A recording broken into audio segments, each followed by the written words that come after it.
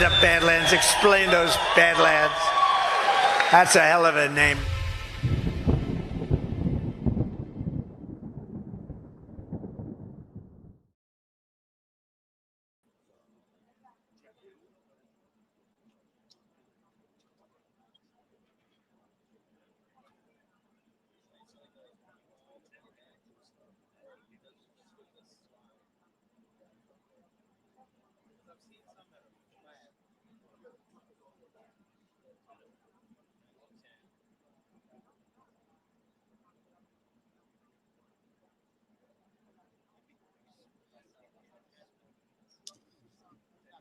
All right. Good morning, everybody. Welcome to Badlands Media Live.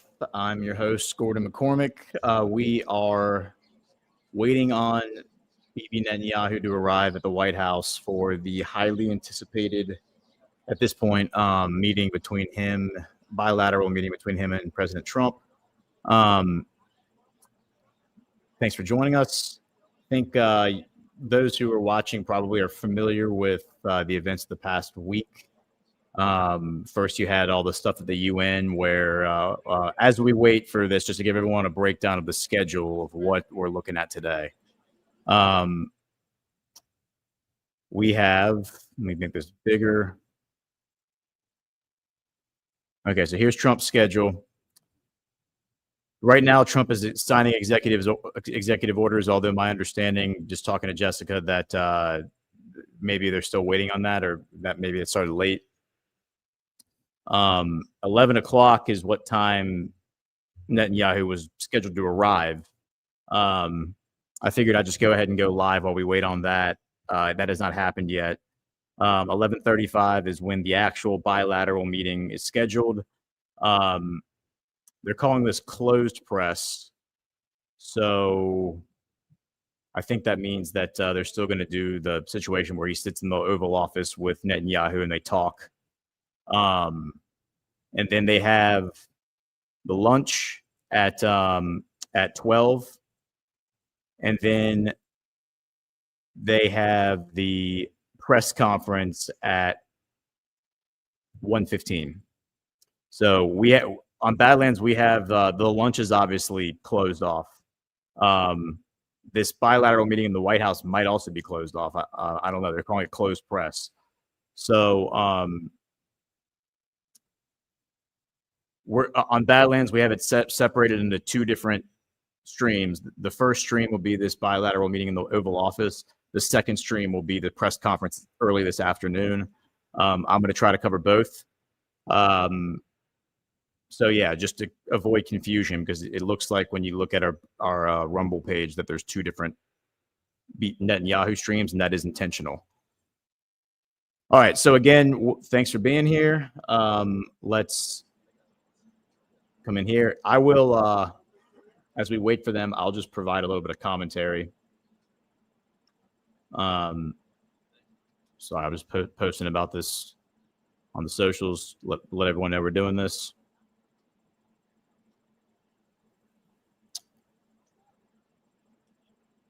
Okay, and while we wait, because I think it probably will be a few minutes before he gets here, let's get a word from a sponsor.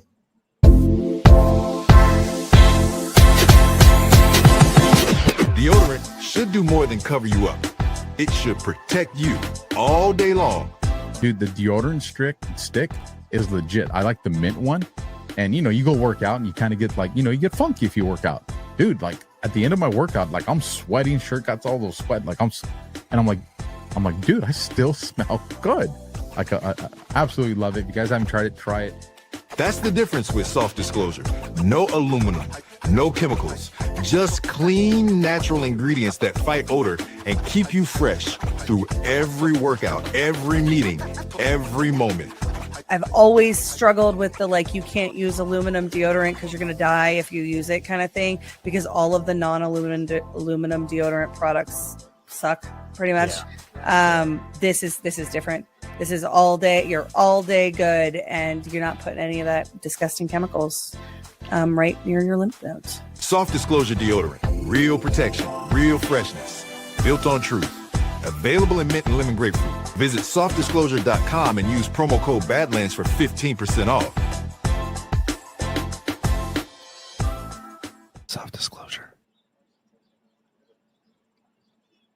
All right, so we're still waiting for Netanyahu to show up, but I have a few articles that I'll just run us through to kind of give some background for those who are either been following this closely or not following this at all. The latest is, let me make this larger.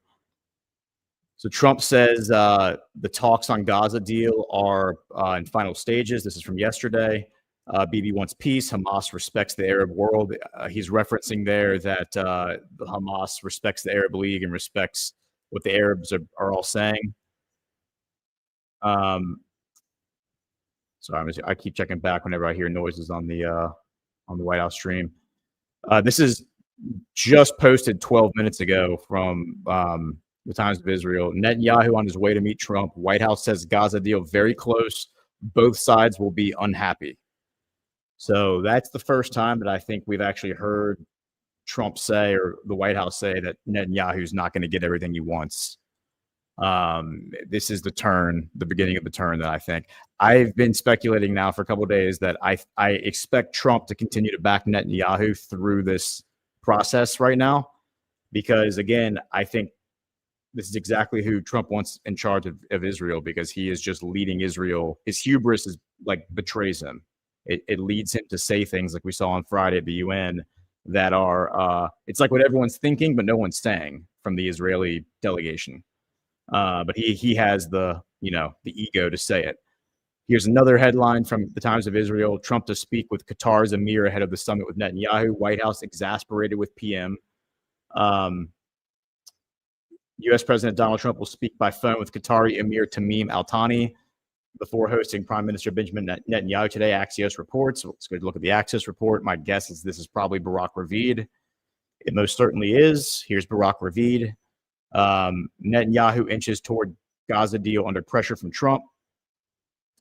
Let me pull this up in an archive so we can look at it. So Barak Ravid, for those who watched Geopolitics with Ghost on Friday, I had to pull my daughter off the bus, so I played like a 10-minute clip at the beginning of the show, and that 10-minute clip was Barak Ravid being interviewed back in 2021, December 2021, about his phone conversation, his phone interview with Trump. And he revealed a lot of stuff in that interview about Trump's relationship with Netanyahu, negative stuff. This interview was aired again on Israeli media, but it was not aired in the U.S. media, which is very telling. It says the U.S. and Israel are inching toward an agreement on President Trump's plan to end the war in Gaza, which Trump hopes will be announced after his meeting with Israeli Prime Minister Benjamin Netanyahu on Monday. White House officials said the meeting could come down to a binary choice for Netanyahu: accept Trump's plan or risk a public rift with a president who appears willing to break with him over Gaza for the first time since returning to office. And there you go. Trump told Axios on Sunday that his Gaza plan is in its final stages and that Netanyahu is on board, but the Israeli prime minister's public statements have been so far more ambiguous. Still, Israeli officials tell Axios the gaps between U.S. and Israel narrowed significantly during a lengthy meeting on Sunday between Netanyahu, White House envoy Steve Witkoff, and Trump's son-in-law, Jared Kushner.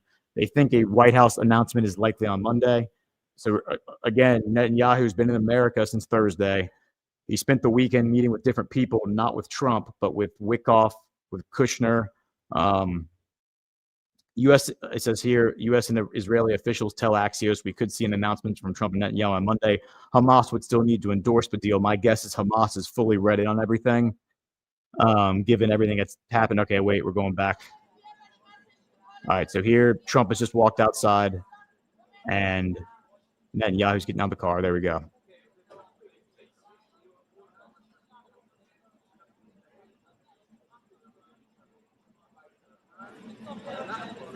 Mr. President, do we have a deal, sir? Are you confident, sir, there'll be peace in Gaza anytime soon? And the 21-point plan, is everyone on board? Will we have a deal today, Mr. President? Mr. Prime Minister, have you agreed to the deal?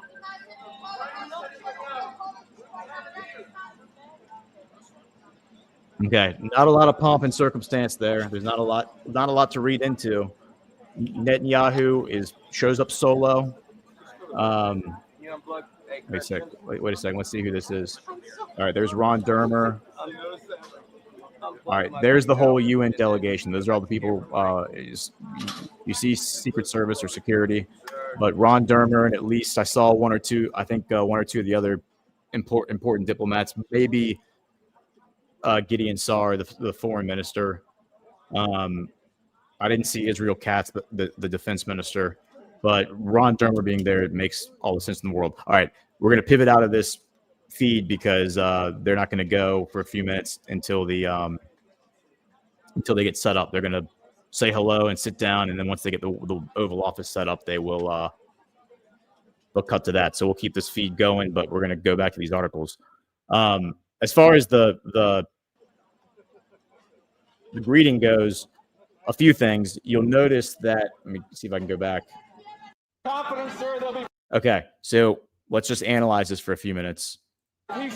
Trump gives the thumbs up, and then Netanyahu, like the look on Trump's face, he's not smiling when Netanyahu pulls up. He just has a very stern, very serious look on his face, like a no-nonsense look. This is an important moment because I think he's trying to communicate to Bibi, who's actually in charge here. You'll notice that he's wearing the purple tie. Netanyahu is not wearing the Trump uniform. He's wearing the Netanyahu uniform, black blazer, black suit, Israeli blue tie. Trump's not smiling, speaking to him.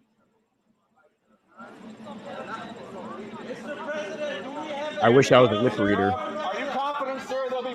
Again, no smile from Trump. He gives the thumbs up.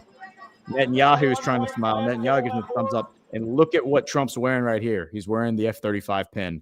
Now, if you recognize that pin, that's the same pin he was wearing in the and that's not a purple tie. That's the tie that Trump was wearing during the inauguration. We'll look at that actually in a second. That's an important distinction. The F-35 tie is the pin that he was wearing on his lapel when he met with Erdogan on Thursday.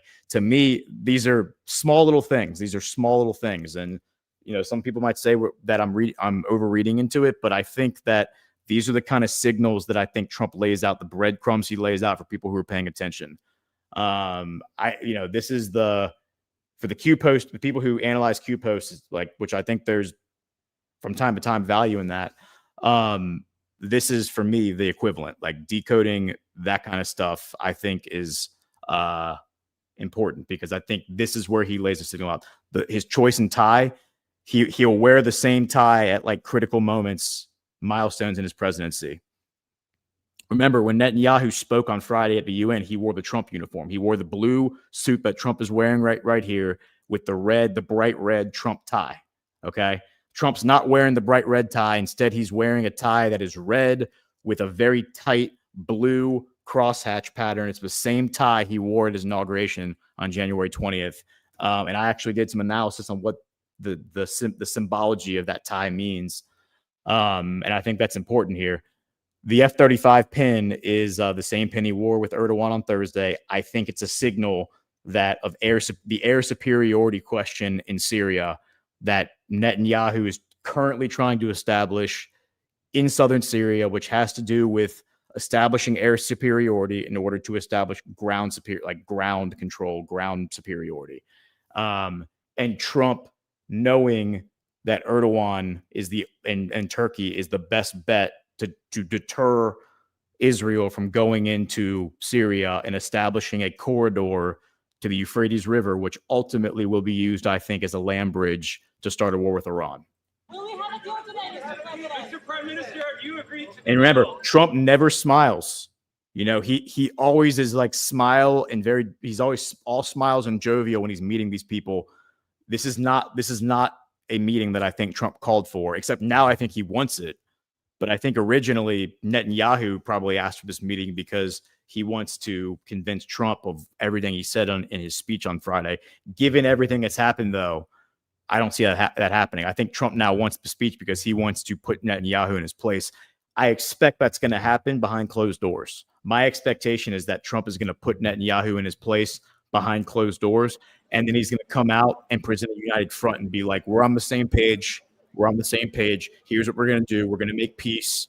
Netanyahu's on board. Netanyahu's going to sit there and smile and nod his head and say, I want to thank Trump for his tremendous leadership, etc. He's going to sign whatever he has to sign. He's going to agree to whatever he has to agree to. And then he's going to go back to Israel and he's going to start working on plans to subvert that deal and keep the war going.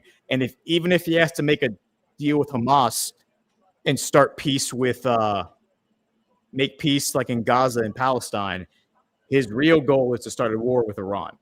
I mean, they want Palestine, and they're going to take Palestine, I think, eventually.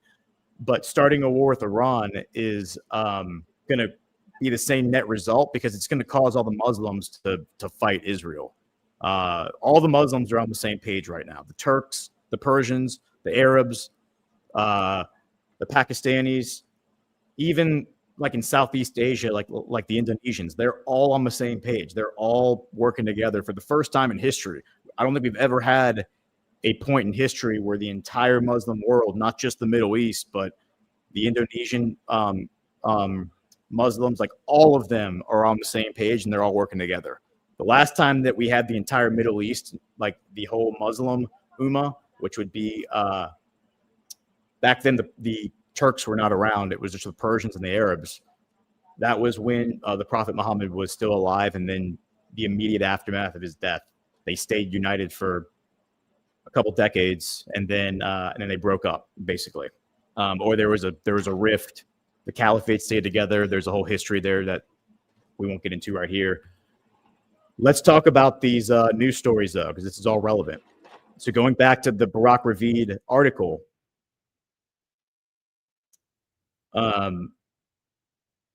what's up, guys? I see some people here in the chat. Say, hit the thumbs up, please.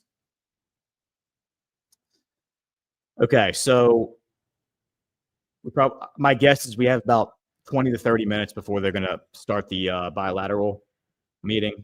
Could be sooner, given that they're running late, but we'll see. I have it open, and we're keeping the ear out for it.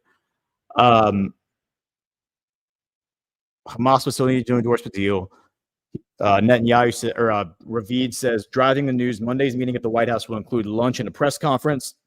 A Trump advisor involved in the plan said the view in the White House is that if Netanyahu doesn't take the deal, he'll be to blame for continuing the war, enabling Hamas, and doing nothing for the Palestinians who have so many humanitarian needs. People will continue to starve. Let's hope we get there. I think he means let's hope we get to the deal. Quote, the Arabs have 100% have agreed to it, like 100%. Now we're waiting for the president to work his magic on Netanyahu, the advisor said. Trump has never publicly blamed Netanyahu for prolonging the war with Hamas or failing to deliver a deal to free the remaining hostages. But if Netanyahu says no this time, some of Trump's aides think he might turn on the prime minister. Support for Israel in the war in Gaza has sunk to new lows, including at the White House and MAGA world more broadly. Quote, everyone, and I mean everyone, is exasperated with Bibi, said one administration official familiar with the peace talks.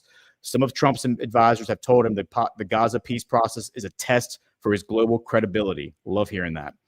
Everything Trump wants to accomplish in the Middle East will be undermined until he can convince Netanyahu to end the war, one advisor said. Whoever that advisor is smart and a good advisor. I think Trump knows all this stuff. I think they're using his surrogates to put this language out there so Trump himself doesn't have to come out and say it. And there are strategic reasons for that, all going back to what you're seeing online right now, okay? Because you're seeing all of the Israeli surrogates, the Zionist surrogates, viciously attack people like Tucker Carlson for suggesting that Netanyahu's in the wrong here and Israel's in the wrong here and they need to be brought to heel. If Trump were to say that, you would have all of them attacking Trump, which I think ultimately is going to happen, but the timing, I think, is very important for how this all plays out because there's still a lot of people, normies, who just don't get all of this. They're not tracking this the way we are, and there needs to be a public mandate for this to happen. And I think we're getting there, but I see even like in the Badlands chats, people may or may not be listening to the stuff I'm talking about, but there seems to be a lot of confusion about the missteps of Israel and how they've overplayed their hand and all that. And that has happened. It says Wickoff and Kushner met with Netanyahu in New York for several hours on Sunday to try to bridge the remaining differences over Trump's 21-point peace plan. They're referring to the plan that Trump presented to the Arabs last week in New York.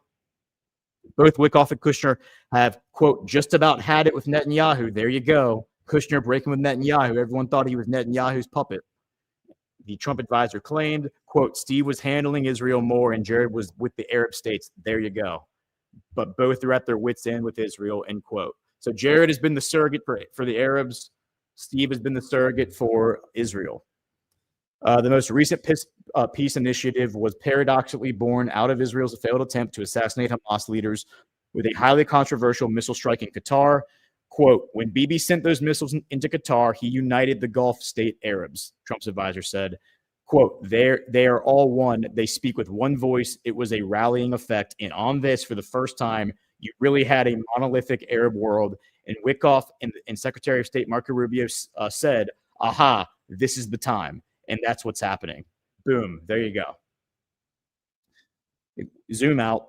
Frustration, irritation, and confusion with Netanyahu has mounted for months in Trump's orbit, both inside and outside the White House. Some Trump advisors told the president that Netanyahu was manhandling him.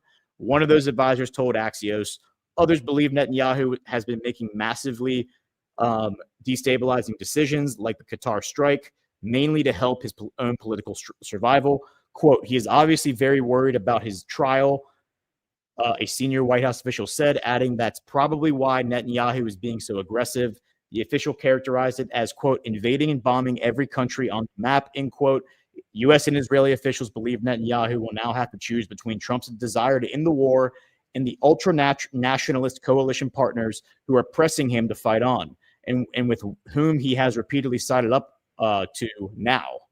One factor in the Trump world frustrations with Netanyahu is his tendency to wade into domestic U.S. politics. On Friday at the UN, Netanyahu met with friendly U.S. social media influencers, most of whom are conservative Trump supporters, to ask for their help to fight online for Israel. Quote, we have to fight with weapons that apply to the battlefield, and the most important ones are on social media, end quote, Netanyahu said, signaling out X and TikTok. In the meeting, Netanyahu also attacked what he called the woke right or the woke Reich and said they are insane, they are lunatics. He's clashed in particular with Tucker Carlson and has become increasingly critical of Israel, Carlson claimed over the weekend on his show that Netanyahu, quote, is going around telling people I control Donald Trump. Netanyahu denied that in an interview with Fox News on Sunday. Yeah, I think there's probably a lot of truth to that. What they're saying in interviews this month with Axios, Trump advisors expressed bewilderment at Netanyahu's bizarre obsession with online political discourse in the U.S. Quote, we can't figure out what this guy is up to. Focus on Israel, focus on Gaza, stop getting involved in U.S. domestic political issues. A White House official said, stop talking about Tucker, stop getting influencers here to be your propaganda. It's not helping you, it's not helping Israel, and it damn sure isn't helping us get a peace deal. 100% true. All that's very true. All right, we're still waiting on the White House Oval Office to start. Here's an interesting article. This is from RT, but I think they're quoting the AP or no, Fox. They're quoting Fox News. Netanyahu signals amnesty for Hamas. It says Israeli Prime Minister Benjamin Netanyahu has said he is open to granting Hamas amnesty if the Palestinian militant group frees the remaining hostages and leaves Gaza. The pledge marks a shift from Netanyahu's long-held stance that the war can only end with the complete dismantling of Hamas, including its leadership. In a Fox News interview on Sunday, Netanyahu appeared to confirm leaked details of a peace plan by U.S. President Donald Trump, suggesting that the group could be offered immunity. Quote, if Hamas leaders, for example, are escorted out of the country, yeah, if they finish the war, release all the hostages, we'll let them out, he said. All of that, I think, is part of the plan. I'm not going to preempt it because we are having these discussions right now. According to Trump's plan, reported by the Times of Israel, Hamas leaders would be granted safe passage out of Gaza if the 48 remaining hostages are freed within 48 hours of Israel's public acceptance. In exchange, Israel would release hundreds of Palestinian prisoners serving life terms, over 1,000 Gazans detained since the war began, and the remains of several hundred Palestinians killed in the conflict. The plan also states that Hamas members who commit to peaceful coexistence would receive amnesty, while those choosing to leave Gaza would be given safe passage to third countries. Other provisions in the 21-point plan include the immediate delivery of humanitarian aid and a pledge by Israel not to launch further strikes in Qatar.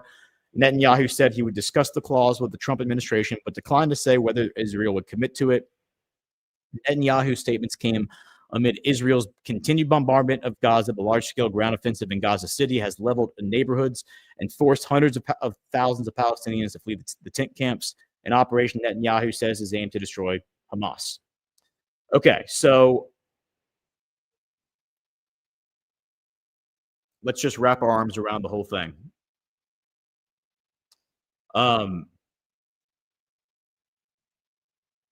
Well, let's go back to this other article we looked at real quick, the Qatar Emir's article. This is kind of like this is just like part of what the last article said, where Barak Ravid was giving a lot of the important quotes, talking about the Arabs are 100% with it. Now we're waiting for President Trump to work his magic with Netanyahu. When Bibi sent those missiles into Qatar, yeah, I think we've actually have covered all this. All right, so there's a lot of things happening here. Like let's talk about those things, and we'll pull this up. And I'm gonna bring the volume down so we're not listening to the police sirens in the background. Okay, so there's a lot of things happening right here that we have to weigh and measure. As the article points out, this is something that I've discussed with this audience for years now.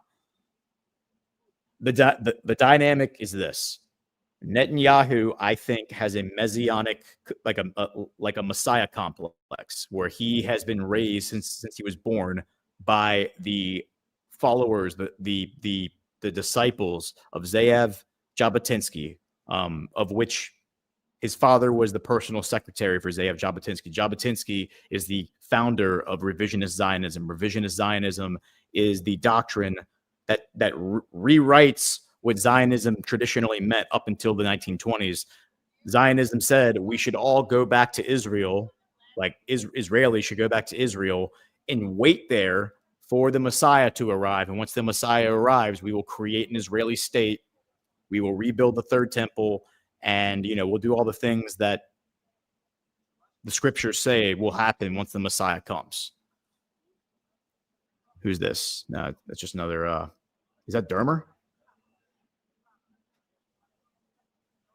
That looks like Dermer. Hold on 1 second.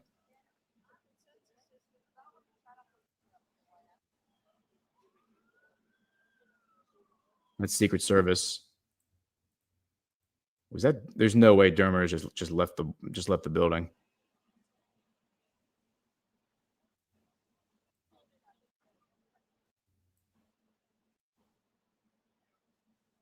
I'll keep talking while we're waiting to figure out if that's Dermer or not.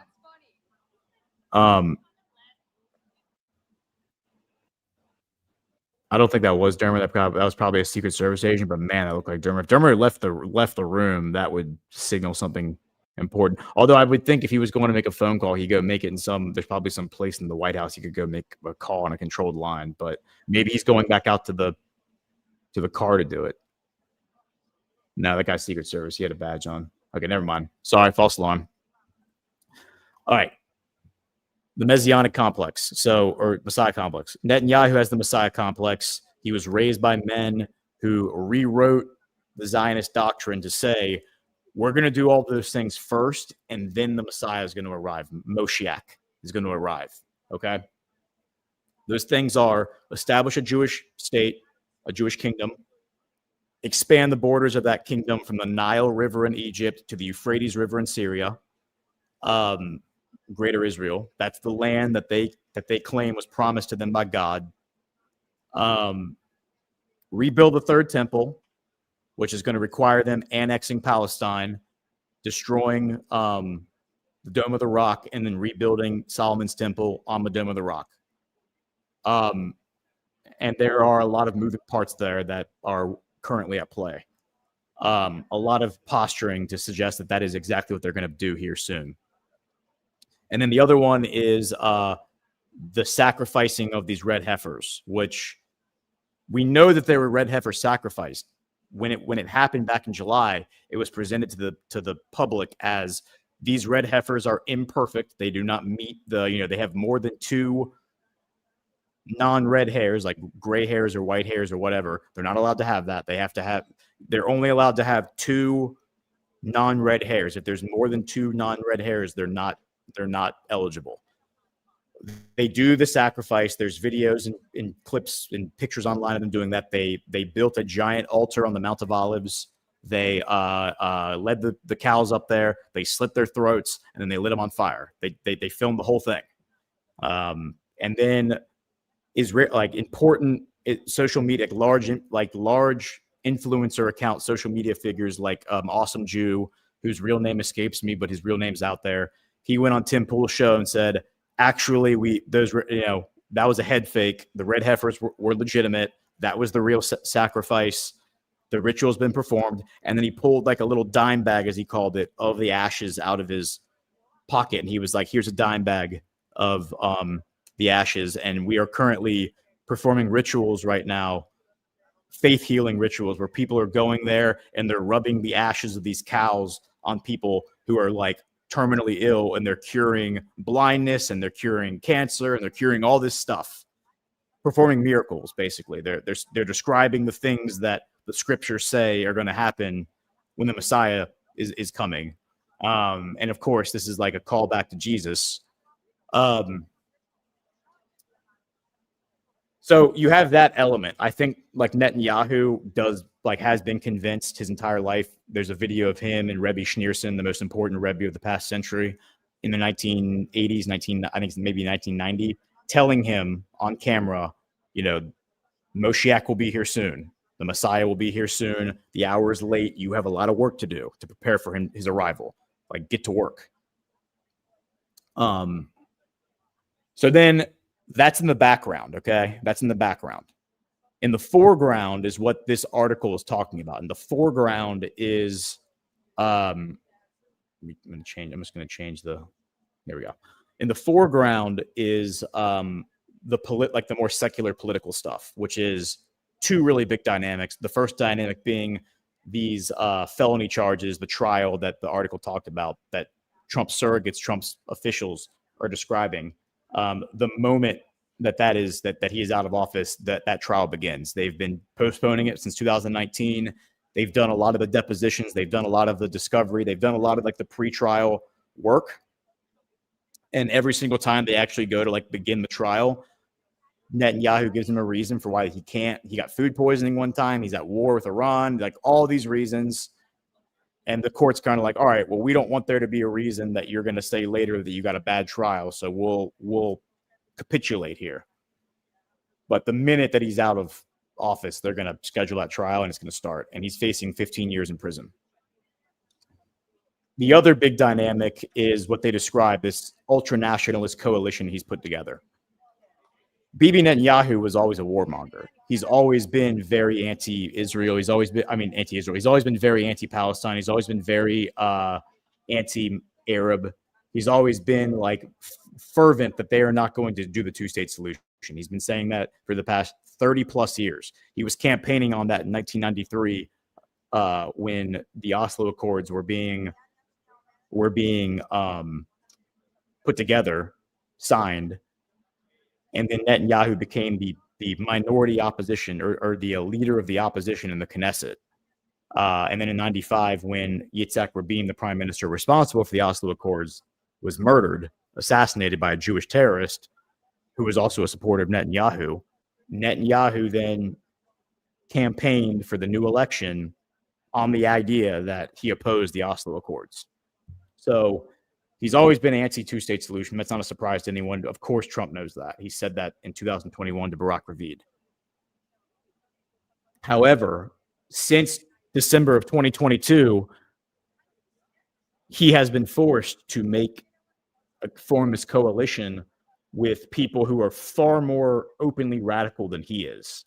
I think he ultimately shares in his head, in his heart, the same views that Bezalel Smotrich and Itamar Ben-Gvir share, which is why those 2 guys like Netanyahu, is because they view him as the only leader who is powerful enough and willing to deliver what they view as the necessary conditions for Moshiach to be summoned.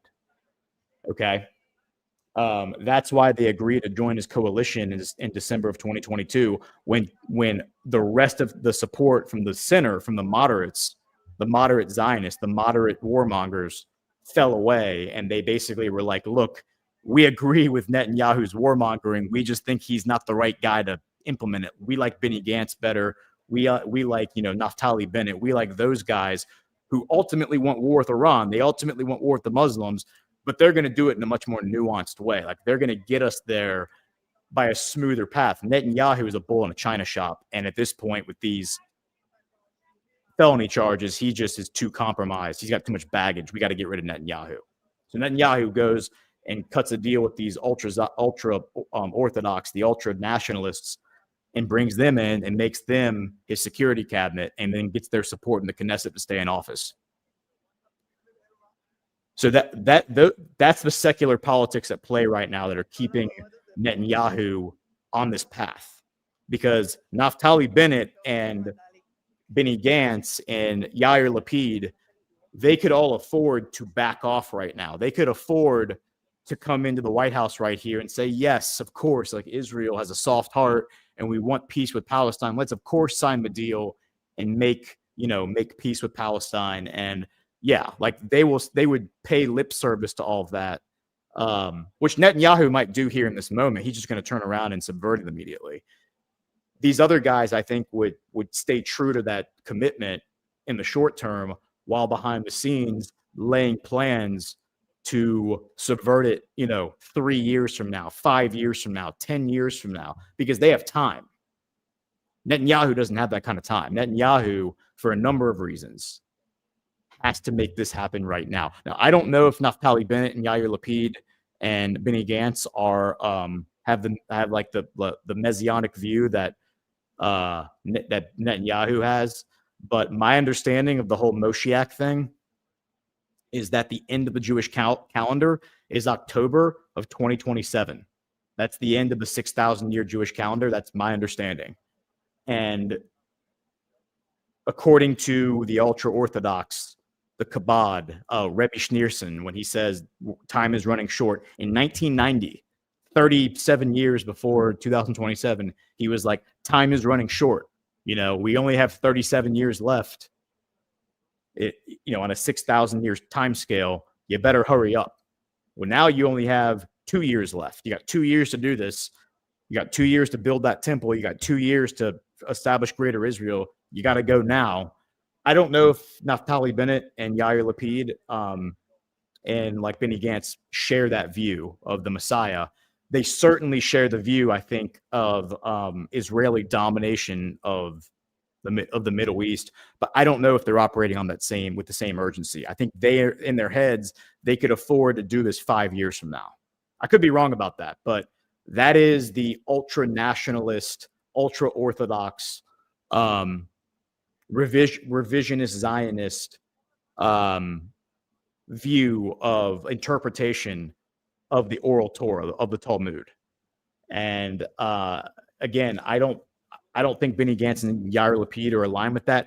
Naftali Bennett is far more, quote unquote, right wing. So he does lean more towards the Orthodox, but he just doesn't like Netanyahu. And he has expressed his willingness to cut certain deals in order to make other things happen long term. So I hope all that makes sense. Let's see the chat. How's the chat doing?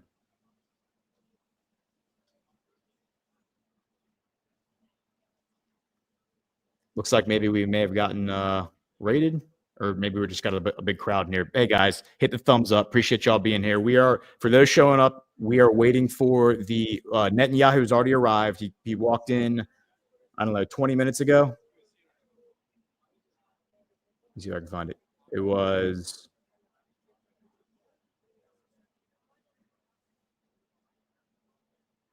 Yeah, 30 minutes ago, Netanyahu walked in. So any minute now, they should start the bilateral, assuming that they're going to let us into the Oval Office to watch it. They're going to do the. It says it's closed press in the in the schedule. So I don't know if that means that we're going to be able to sit in on it. This might be like a tense conversation that Trump doesn't want publicly broadcast yet. It does say that the 1:15 press conference is pre-credentialed media. And it does say that the bilateral lunch, which we never get to sit in on the bilateral lunch, that's always closed doors. That's closed press. So there's a chance that we might not get anything out of this, but they certainly have been presenting it like we're going to be able to watch. So we'll see. I hope what I'm explaining here is tracking. I hope people are understanding what I'm talking about. But if you've been reading the Badlands news brief for the past year and a half, I've been writing for it since I think like February or March of 2024. A lot of this should make sense. Like what I'm saying should be tracking. This is the reason why I've spent so much time going down the rabbit holes of the origins of Orthodox Judaism, which was founded, by the way, in the 1770s. It's the same age as the United States. It's not thousands of years old. It is a brand new religion that is 250 years old. Rabbinic Judaism, which is what Orthodox Judaism is based on, is about 1,500 years old. It's about 100 years older than Islam. It's roughly the same age as Islam. And basically, Rabbinic Judaism is when the descendants of the Pharisees were the ones who broke the covenant. They broke Abraham's covenant with God and rejected Christ 2,000 years ago. A couple hundred years, about 300, 400 years after 3 or 400 years after Jesus was crucified, these descendants said, you know what? We have these oral traditions that were given to Moses on Mount Sinai by God when Moses went up there with the burning bush and got the 10 Commandments. God also gave him oral laws that were meant to be kept orally, never written down, protected. And basically what the oral laws said, I mean, I haven't read through them all. There's thousands of tombs, of them. It's my understanding. But they basically give flexibility to the 10 Commandments. There are times when killing people is okay, when lying, cheating, stealing is permissible, if it is to advance the interests of God and basically better serve God. That's the crux of what the oral laws say. And so what these descendants 1,500 years ago or so say is that these laws were maintained all the time since the time of Moses, orally by the Jewish elite, by the Pharisees, by the Sanhedrin, even during the time of Christ, and that now is the right time for them because of the Council of Nicaea with Emperor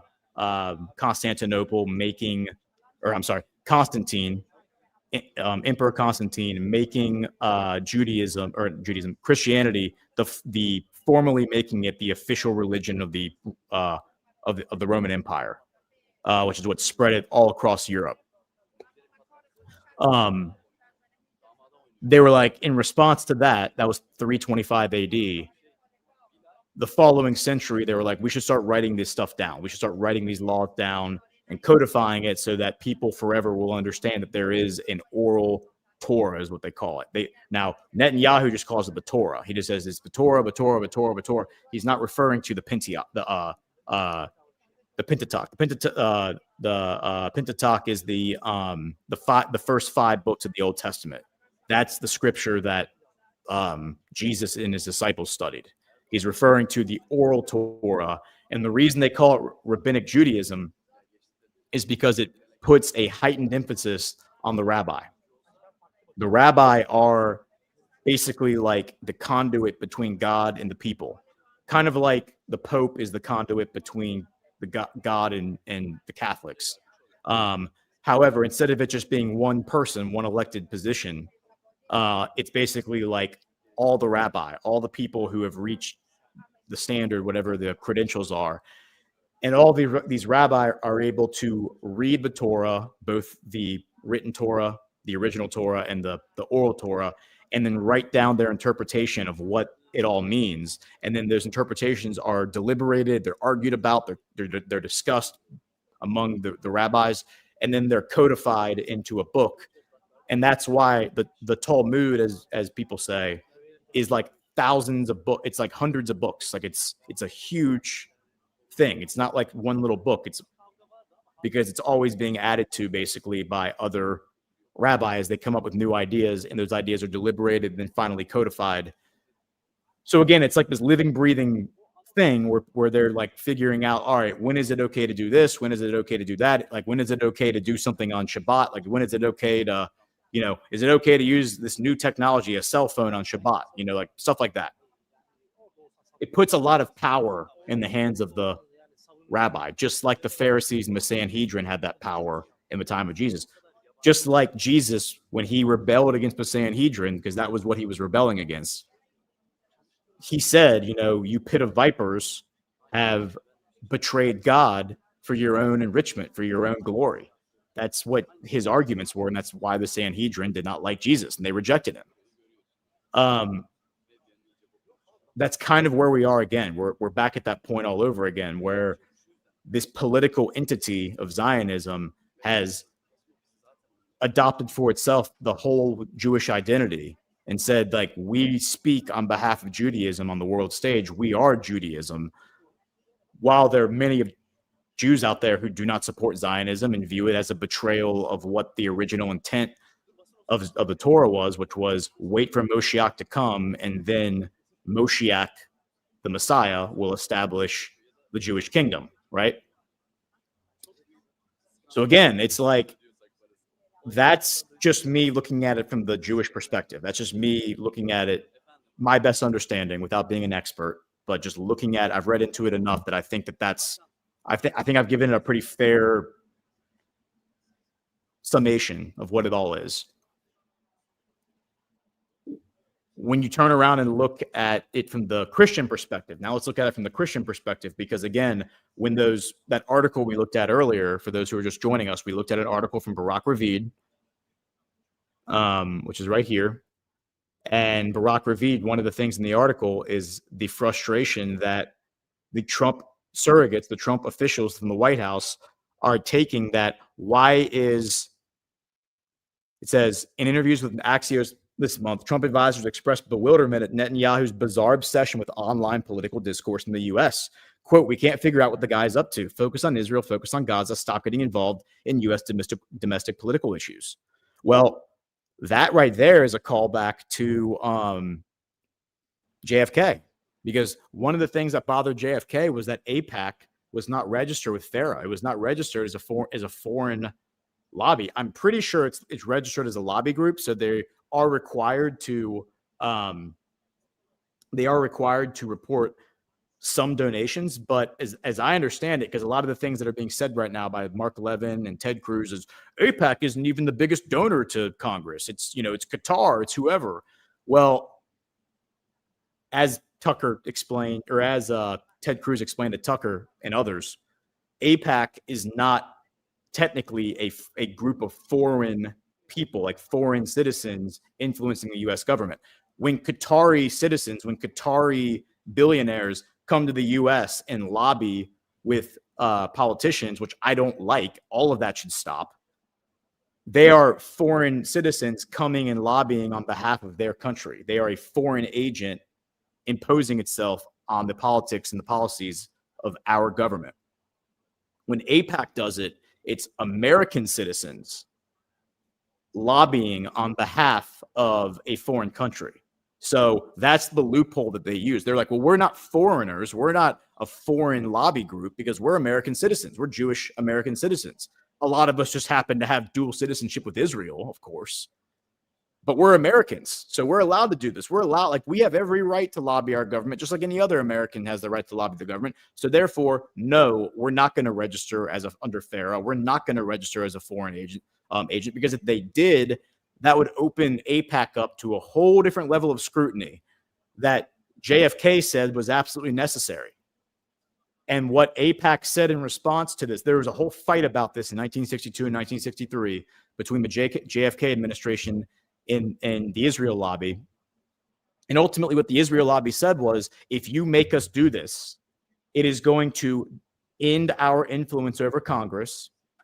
And by ending our influence over Congress, you're going to end U.S. support for Israel. And by ending U.S. support for Israel, you are going to assure that Israel is destroyed by the Muslims.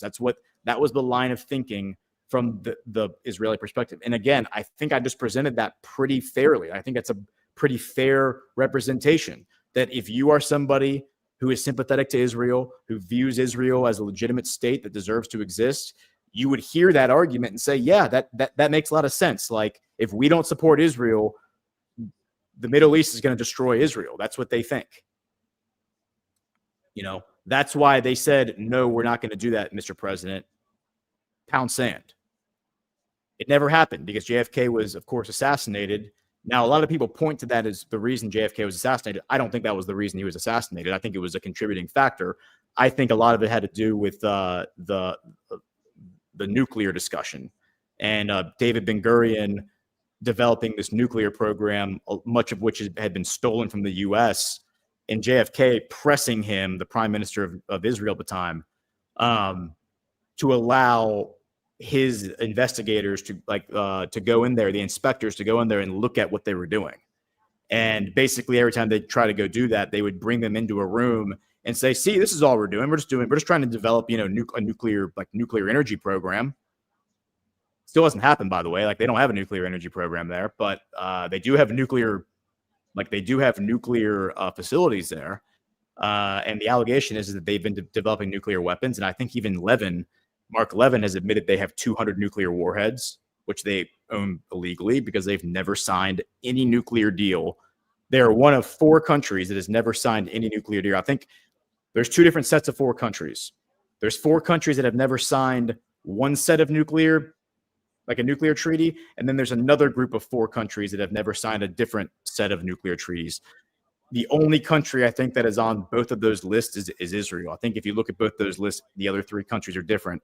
By the way, the other 3 countries are in the process of signing those deals right now. Why? Because they want a nuclear reactor. They want a nuclear energy program.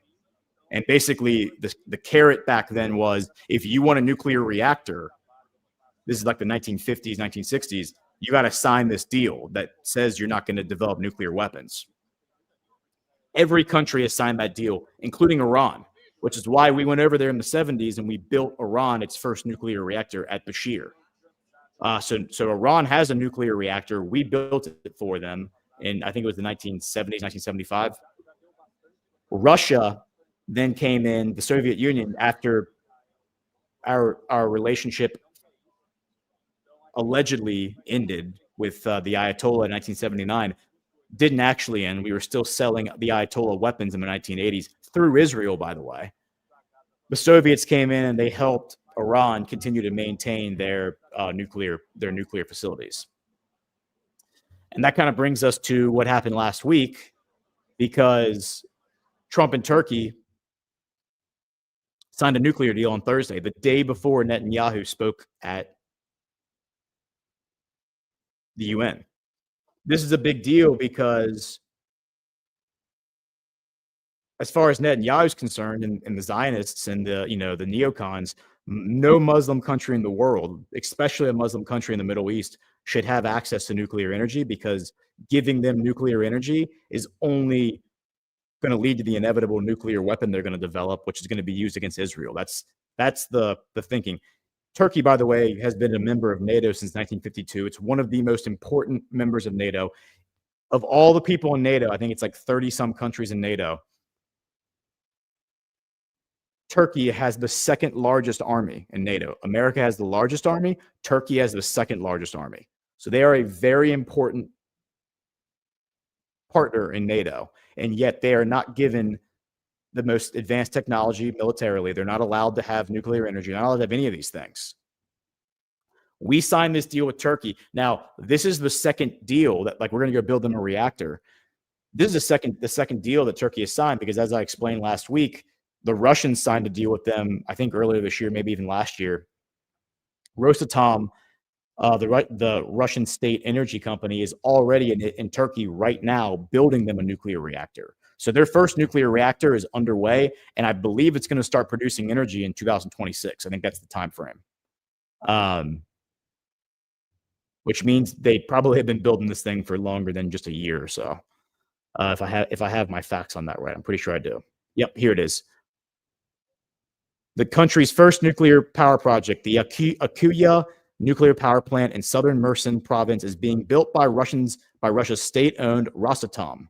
The $20 billion facility, consisting of 4 reactors with a total capacity of 4,800 megawatts, is expected to begin operations in stages, with the first unit scheduled to be operational by 2026.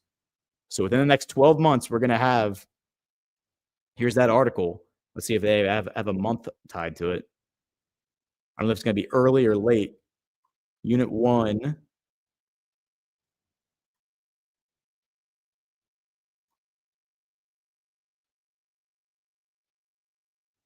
Yeah, so it doesn't give us an exact date, but it just says 2026. Unit 1 is scheduled to be open. And then they're going to kick on to Unit 2 and then Unit 3. But here are the pictures. You see the pictures of here's the facility. There's the reactor. You can see the iconic smokestacks. Vapor stacks, really, is what they are. For those who don't understand how a nuclear reactor works, let's just do that little sidebar real quick.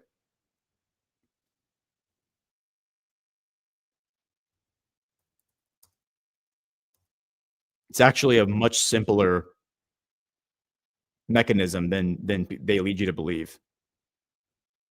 So a nuclear reactor is actually it's like a steam generator. It's kind of like a windmill almost. It operates with the same principles basically as a windmill does. A windmill, or a windmill catches the air in a wind and spins around, and then that spinning motion of the fan then moves gears, and then gears move throughout the windmill, and then that, in the original windmills from 500 years ago, 1,000 years ago, whenever they were, moves a giant stone around, and that stone crushes up the wheat, and then that wheat is then used to make bread. And before they had windmills, they would have to tie a cow, like an oxen, to the giant stone and walk the ox around in circles. But the problem with that is the ox gets tired, the ox dies, the ox gets sick. There's obviously going to be like some hygiene issues with like an ox being that close to all the food, like the food materials. So what happens here in a nuclear power plant is you have these rods that's where the nuclear reaction is happening. And these rods get super hot, right? You have this containment structure. The containment structure is drawing water from a source. Typically, it's like a river or a lake. But it's a source of water that's constant, like an indefinite source of water. The water comes in, it goes through these condensers, it comes into a containment center where the rods are then lowered into the water, and then the heat, it superheats the water. The water then, there's 2 different styles. There's one where the water, the heat is shot through tubes, and then the tubes then are shot into a turbine. The turbine spins around and generates electricity. And then there's another one that is very similar, but instead of using tubes, it's like it just rises up out of the containment center and then goes into the turbines. But either way, basically, you're getting superheated steam that's shooting through a tube into a turbine, just like with the windmill, like the wind moving the turbine around. The superheated steam is spinning the turbine. The turbine spinning around is what generates the electricity, and then the electricity is sent out to facilities that then convert it into different types of electricity so that it can travel on the high powered lines. It can travel, to more low voltage to go into your house. Transformers is what they're called. That's a nuclear power plant. That's how a nuclear power plant works. It's basically just a steam. So the things coming out of these towers, that's not smoke. That's just water vapor coming out of those towers. That's all it is. And then, of course, the water is then recycled and reused over and over again. And then at a certain point, the water is considered so radiated, it has so much radiation in it from being in direct contact with these control rods that it has to be put somewhere it can't just be put back out into nature because it's too radiated. It's going to cause radiation poisoning and all that stuff. So that's the accepted general narrative of what a nuclear reactor is. Okay. Now, a fusion and fission reactor is a totally different thing. It does not involve water, and that's where you actually are generating power at like the atomic level with that's beyond my understanding, but that is not what this is. This is actually a very simple system for generating power. It's no different from taking that turbine, by the way, and putting it in the river and allowing the current of the river to spin the turbine. It's just the current of the river is relatively weak compared to that focused steam. And that's why they do it this way, because you're getting a constant pressure source from the steam that is going to spin the turbine very fast and generate a lot of electricity.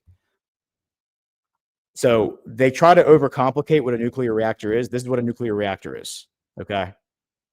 And so I think the fusion and the fission thing is what allows that to be consolidated into something much simpler, like a much smaller mechanism, which is, I think that's what's on like the submarines and the aircraft carrier. Don't quote me on that, but I'm pretty sure that's the style. It's the more sophisticated style of nuclear energy.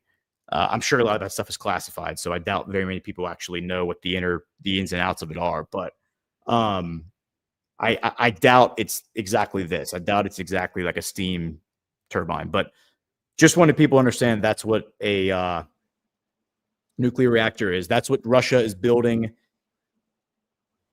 Ash is texting me. Let me make sure Ash is. Oh, Ash just texted me. BB didn't bring his wife this time. It's a great point. It's a great point. So if we walk back, well, let me finish the nuclear. Ash, appreciate that point. If we walk back to the Turkey getting a nuclear reactor, so that is. I'm sorry. Let me go back. Share my screen again. That is what Russia is building in Turkey right now.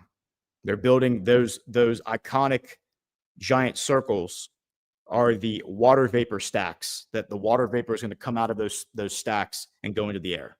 Okay. And you can see this basin right here. I bet you this basin of water is where they're going to draw the water from, right? They're going to draw the water from that to power the steam.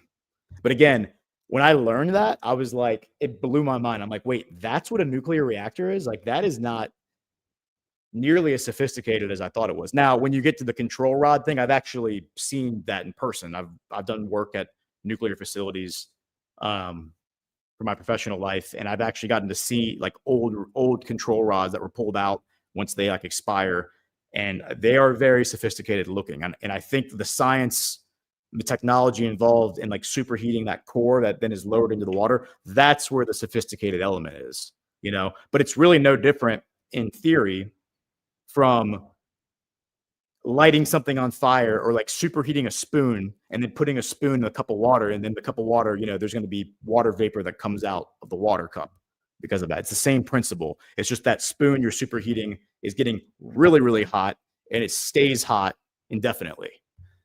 So what's important about that is that not only did Turkey sign that deal with us on Thursday,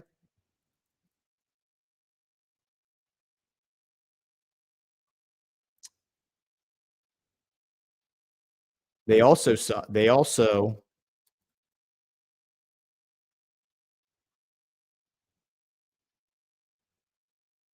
why is that article not coming up?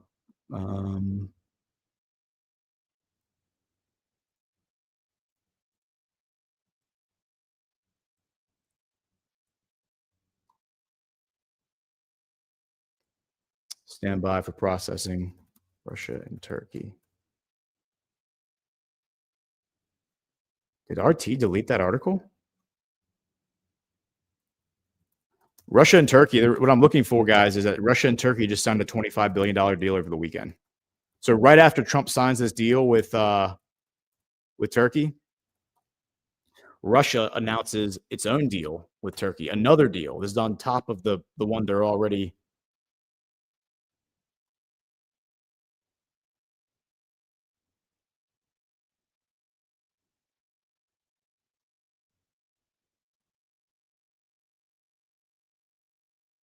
Okay, so here's Reuters. Man, this was hidden. This was hidden. I went and just searched on Google, and this was hidden deep in there.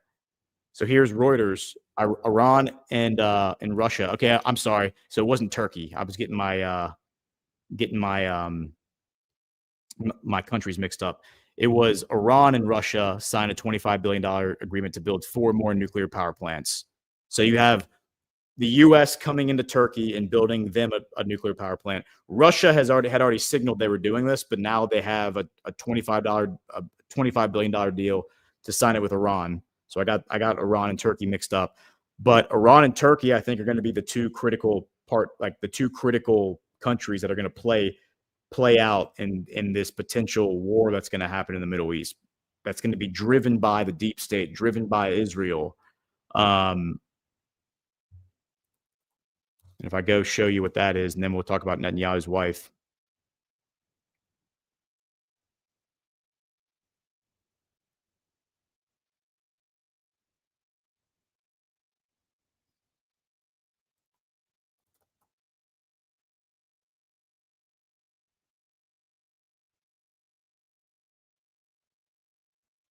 Okay, so I'm on Google Earth here. So you got Turkey and you got Iran. Let's see if we can just do the map. That's a better. I wasn't sharing my screen. I'm sorry when I was sharing that article, but here is the article that I was just sharing.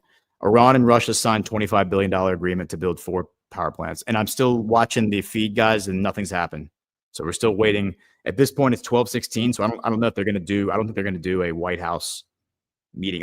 I think they're probably at lunch by now, and they're just going to have a press conference at 1:30. So we might just end the stream and then reopen it at 1:15. Maybe I'll round it down. I'll wind it down with the Netanyahu's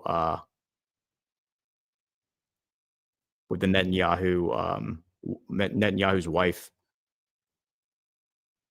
Yeah, so here's the Reuters article that Russia signs a $25 billion deal. This is from 3 days ago.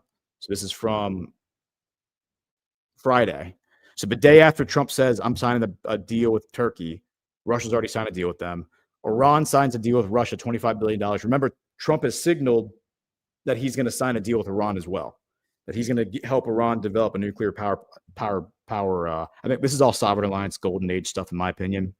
All right, we got Google Earth to cooperate.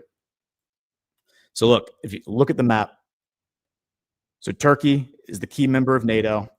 The reason they're important is not only because of the size of their military, but because they control, here's Russia, Ukraine. They control Russia's access to the Mediterranean, not only the Mediterranean, but really the Arabian Sea and the Indian Ocean. Because look how you get to Russia by boat. You go through Istanbul, the Turkish Straits, you go around Turkey, you go through the Suez Canal, the Red Sea, the Arabian Sea, and then out to the Indian Ocean. That's how you get to China from the western part of Russia. Of course, the eastern part of Russia is much easier to reach China, which is one of the reasons I suspect Russia is working on developing its railroad network continentally so that they can just quickly ship freight across the country.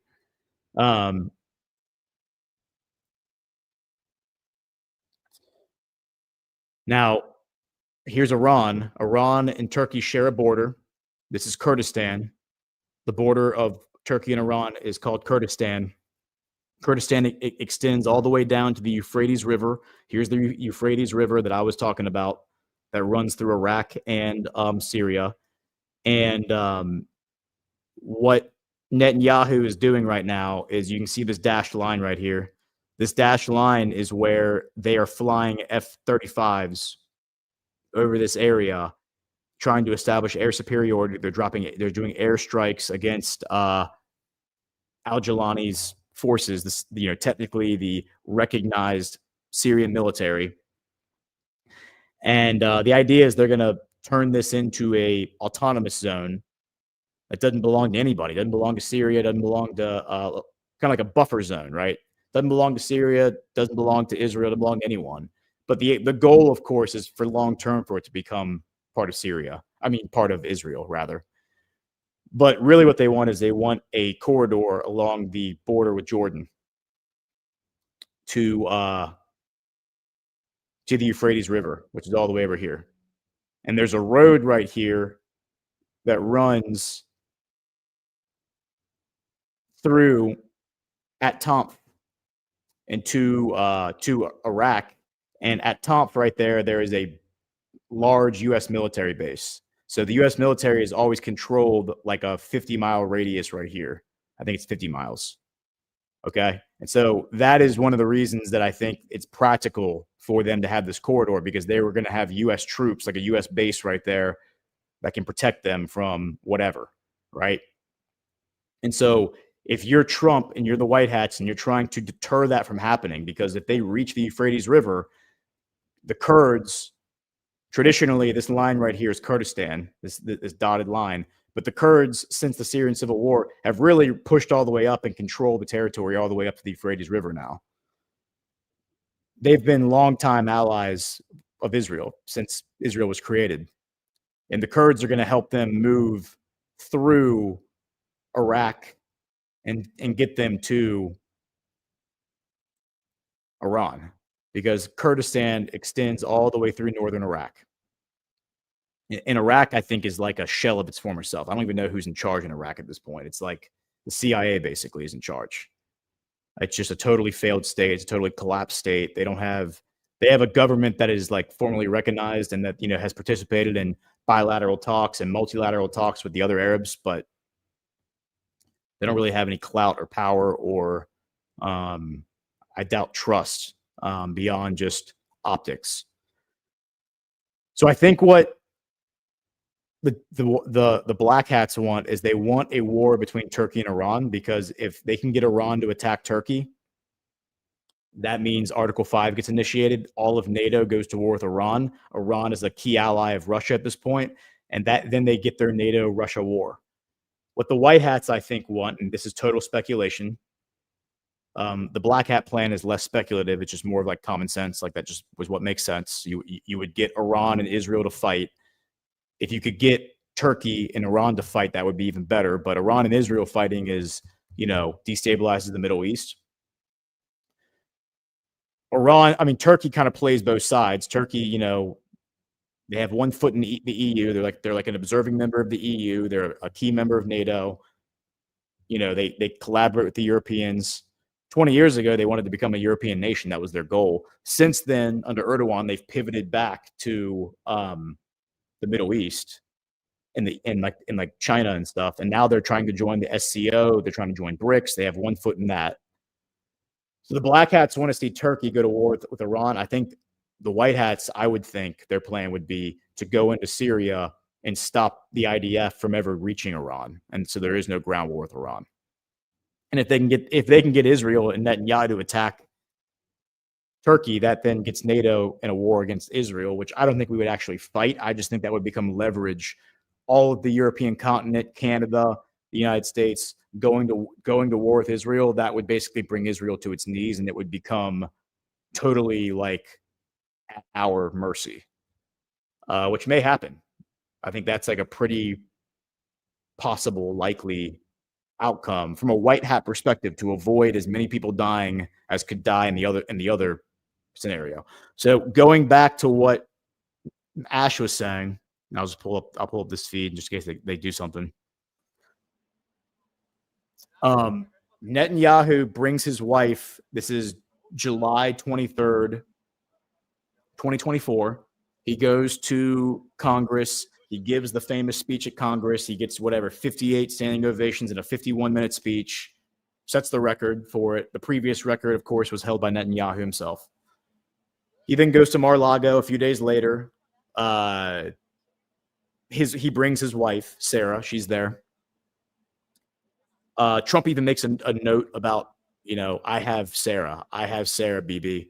She's my secret weapon. I'll make sure that we get a deal done because she's my secret weapon. Trump is not president at this point. He's a private citizen. but he's receiving all of the diplomats. He's receiving all the world leaders at Mar-a-Lago as if he were president, because technically I think he probably was, or figuratively, or whatever. In practice, he actually was.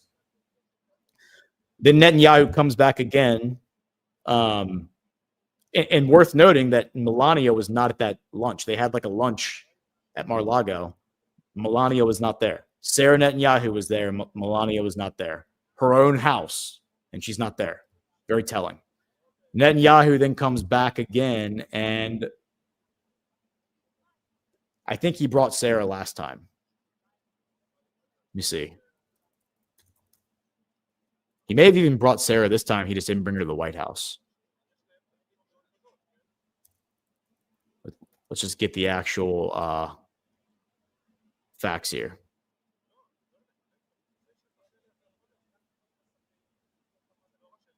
Because I thought I saw a video. Yeah, here it is. From Haaretz, first time Israeli Prime Minister extends flight route to U.S. avoiding European airspace. Yeah, so he had to fly the circuitous route, as they call it, to avoid being arrested. Because all these European countries were like, yeah, if you fly into our airspace, we're going to launch fighters, ground you, and force you to the ground with fighters, and then we're going to arrest you. And so you can see in this Haaretz Israeli media thing, here's him and Sarah Netanyahu last Thursday getting on the plane at Ben Gurion. So Sarah came with him. She just didn't come to the White House. And I think Netanyahu learned his lesson that, and the reason that Trump didn't bring Melania last time is because it wasn't a social call. Netanyahu was trying to make it a social call. And Trump was like, no, this is not a social call. This is business. Even a year and 2 months ago when he came, it was business. Remember, that was 10 days, 12 days after Trump was shot. Yeah. Who shot Trump again? Well, Netanyahu says it was Iran, but. And then here is the route. Here's another picture of. So here is this picture they're saying is from. Remember, Netanyahu came back in July. He did like an emergency trip. The rumor is that he was coming to convince Trump to let him annex the West Bank, which Trump was never going to let him do. Sarah travels again with him on that trip. Here is the route that they took this time. So they used to land in European countries to refuel if they had to, or for whatever reason. Sometimes you make a multi-leg trip. They're not even flying over the European countries. They're sticking. Italy and Greece are not going to arrest him. Maloney has been pretty straightforward about that. But Spain might arrest him. France might arrest him. Portugal might arrest him. All three of those countries have recognized Palestine. France and Spain in particular have been particularly hostile towards, the movement, like the campaign against Gaza. So good point, Ash. That's a good point. It looks like Sarah Netanyahu did actually travel with Bibi, but no. And I don't know if y'all could see that. If y'all could see that. Let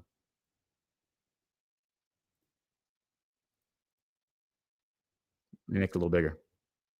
So there's the circuitous route. There's the picture of him and Sarah this past Thursday flying to the U.S. And then here's the picture of him and Sarah back in July, 2 months ago, flying to the U.S. Just showing my work. Okay. Hit the thumbs up, guys. We have this second stream set up, and who knows when they're actually going to do this press conference. I'm going to keep watching this. But just to make it cleaner for everyone, since they actually didn't do anything, this was pretty much just me getting on here and ranting for the past hour and 20 minutes. Just to make it cleaner for people to come back and rewatch it later, I'm going to close this stream down, and then The press conference is scheduled for 1:15, so less than an hour from now, 45 minutes from now. I'm going to keep an eye on it. I'm probably going to go live at 1:15. Don't know if I'll have much else to say before then, pregame, but at least it'll be a fresh stream and people won't have to watch 2 hours, 3 hours of content to actually see the press conference. So we're going to sign off here. Hit the thumbs up. Let me make sure nobody's saying anything to me in the private chats. I hope that this commentary was helpful.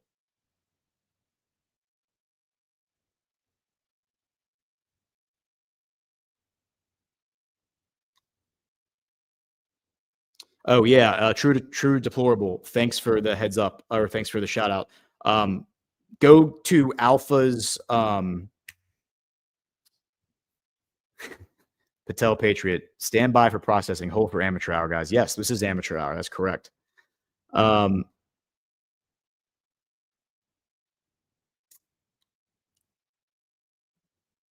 Yeah, true deplorable. I did a show with Alpha yesterday on his Rumble network, his Rumble channel, his X feed. You can see it in both places. Like a 30-minute show. I do like a weekly Sunday update on the Middle East, and we talked about we hit a lot of stuff. So if y'all want to go watch something that's more concise, because I do get long in the tooth, we do have a rant from. It looks like, did I just see a rant? Yeah, from Ashley D. $3. Thanks, Ghost. Thanks, Ashley. Appreciate your support. Thanks for being here. I think that's good. All right, guys. I'll see y'all here in like 45 minutes to an hour. Thank you so much for joining us, and don't forget to hit the thumbs up on this video. And a special thank you to all of our advertising partners. Please remember to shift your dollars to support those businesses that support Badlands Media.